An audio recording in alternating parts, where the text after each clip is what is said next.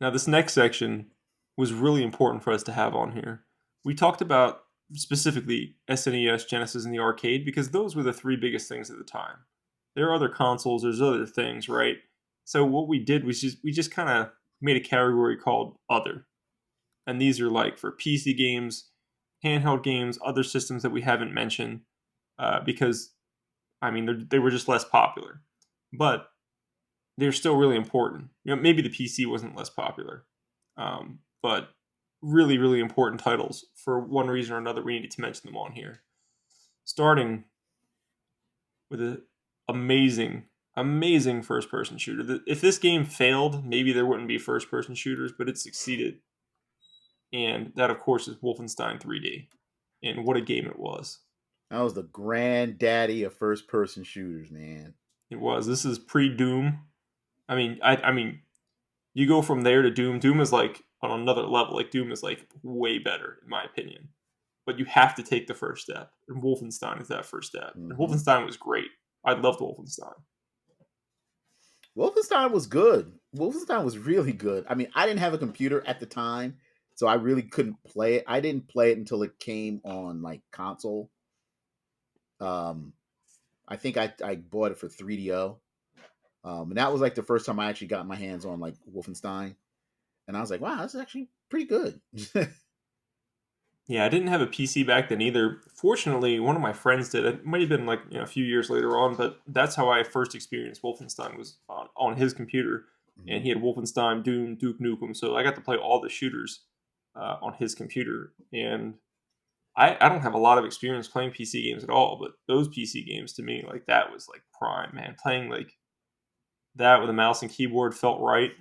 It feels a little bit weird to me now just because I'm so used to controllers because I've been playing with them my whole life. But during that period of time, man, if you wanted to play a first person shooter, this is pre GoldenEye. The only place you're playing a first person shooter is a PC.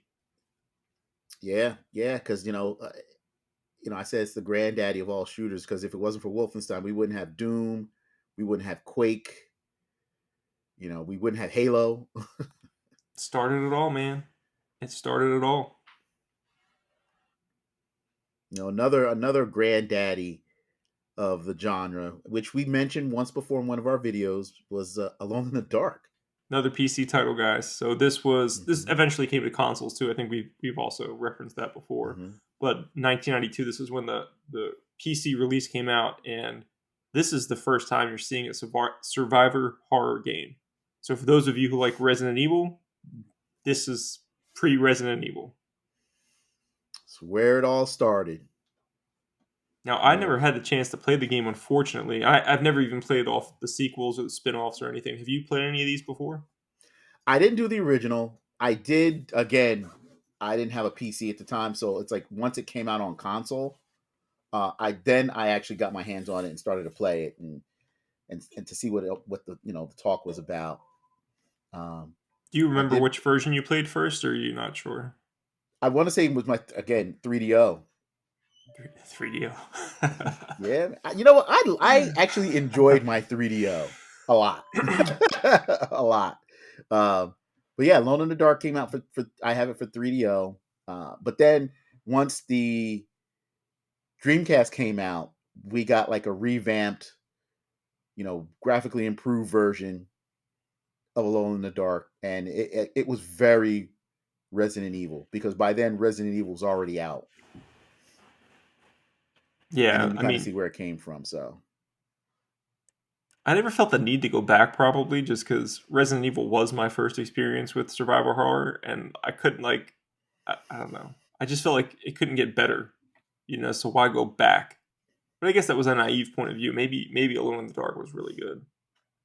people loved it. They kept making it. They're making it again. Someone just picked up the license to it, and Are you serious? yes, I don't think that they officially announced the game is going to be just called Alone in the Dark, but they didn't say if it's a reboot, if it's like a remake, Mhm. if it's like they didn't say anything really with detail that I can remember. So we'll have to wait and see. Man, do you remember that crappy Alone in the Dark movie they came out with? I barely remember it when it came out. I had no interest in seeing it then. I have no I, interest in seeing it today. I watched it. The director was a Yui Bowl. He was like infamous for taking. Oh, that dude was just pooping out movies that were based on video games. Yes, he was. Yes, he was. I don't know how those game companies were like, "Oh yeah, you made that. Here's our license. Go ahead and make another one. Like Here, you can use our game too." here you go. Here you go. Jesus. They made a Need for Speed movie, Wes. Do you understand how All stupid right. that is? You know what? Need for Speed was actually really good. Need for Speed, the Need for Speed movie, I have to defend. I enjoyed that a lot. I mean, the actor who played Jesse Pinkman was in there. I can't remember his Hmm. real name right now. He's a great actor. So I mean, Michael I like Keaton was in him. it. Michael Keaton was in it? Yes, he was. All right. You're winning me over. Yo, I know all this. If I you have not watched Need for Speed, it is definitely worth a watch. It was can't good. believe that. It's got nice cars and it's about racing, which is what Fast and the Furious started out to be, and then kind of went off the rails in a whole different direction. So I when Need for stopped Speed watching came those. out, I was like, man, cars and racing, perfect. What You a know, slight story. you know what racing game or racing movie came out then that I liked a lot? It was Gone in 60 Seconds. That I was remember that. one of Nicolas Cage's like best movies. I do remember that. That was good. But you need to Yeah. watch Need for Speed. Keaton's in it, and Jesse Pinkman, whatever the real actor's name is, I can't remember again. You're winning me over. Like I said, if I happen to be flipping through, it's like HBO and it's like Need for Speed, I'll stop and watch it. I'll give you that. But I'm All not going to go out of my way to be like, what platform is this streaming on? Like, right. or if I see it on a streaming platform, I'll click it for All you. right. All right. And we'll chat about it. Now, there's two other titles on here that come from two different systems, not on PC. One was Super Mario Land and the Six Golden Coins. This was a just Mm-hmm. GB game. Yep. It's not a Game Boy Color, not a Game Boy Advance. This is before that time. Maybe Game Boy Color came out around then, right? Maybe like 93, 94. I don't Yeah, but I remember. remember that. Yeah, this was strictly Game Boy. Yeah, and this was the second Mario game that came out on the Game Boy. Is that correct? Man, you know what? I want to say yes, but I'm not 100% sure. I remember Hmm. playing it, and I remember playing the heck out of it, but I I couldn't played remember if one of that was them. the first one or the second one that I came out. definitely played one of the Super Mario games on Game Boy, original Game Boy, and it was fantastic. I don't remember if it was six golden coins. I would have to watch like a video or something to see, or watch see some images if it was the exact same one. Well, if you guys are watching, if you know, please comment. Let us know. Rob, I'm sure you know. Leave a comment.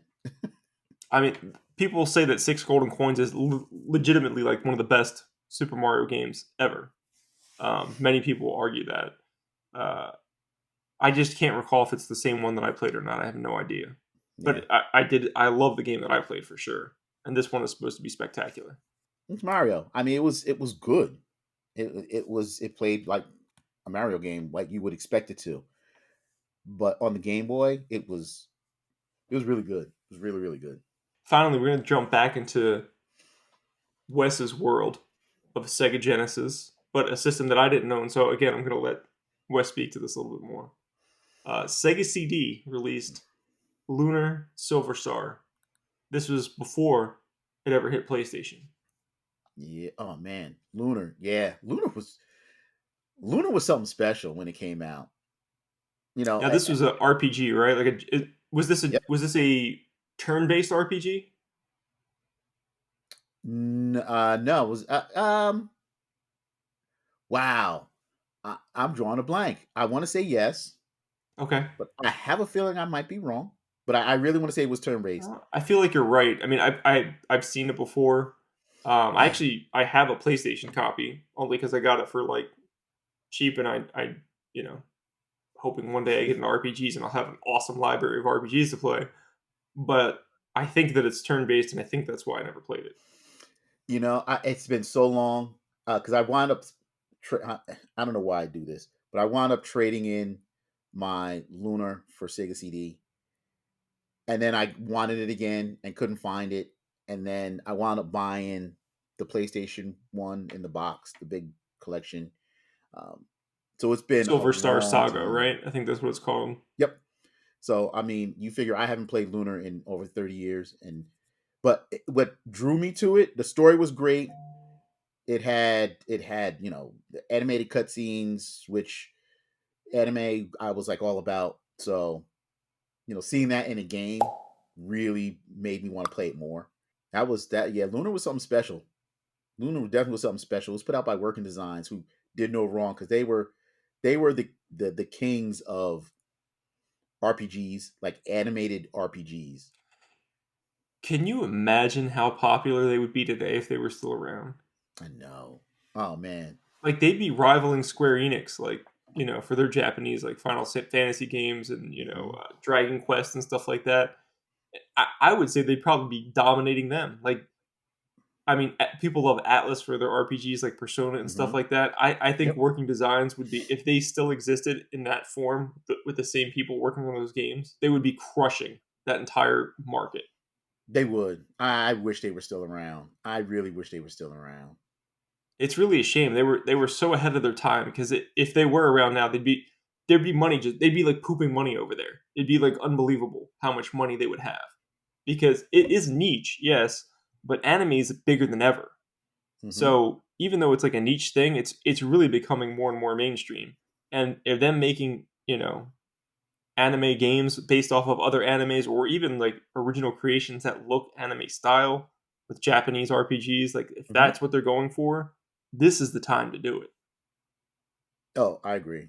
I agree. They, like I said, they'd be kings right now because they would be the new Square Enix. Probably, I think they would be bigger than Square Enix. I really do.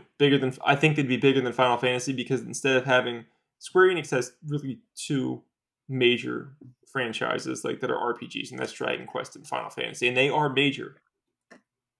But I feel like Working Designs would probably be able to put out a game like every year, Hmm. and it would be widely popular in that market. Agreed.